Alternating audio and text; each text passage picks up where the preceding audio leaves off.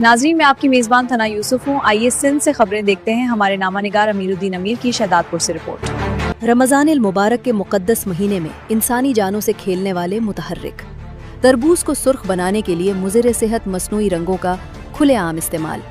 इंतज़ामिया की नाक तले शहरियों को नई बीमारियों में मुब्तला करने का धुंधा जारी।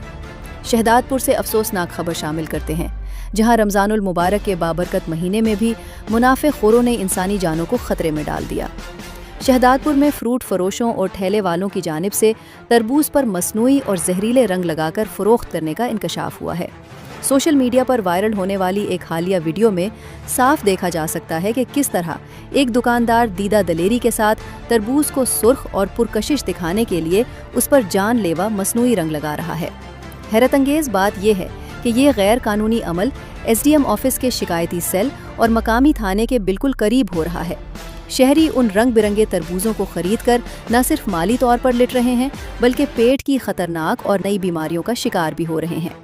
इलाका मकीनों ने आला हुकाम और मकामी इंतज़ामिया से पुरजोर मुतालबा किया है कि इन अनासिर के खिलाफ फौरी और सख्त कार्रवाई की जाए, ताकि शहरियों की ज़िंदगियों को महफूज बनाया जा सके।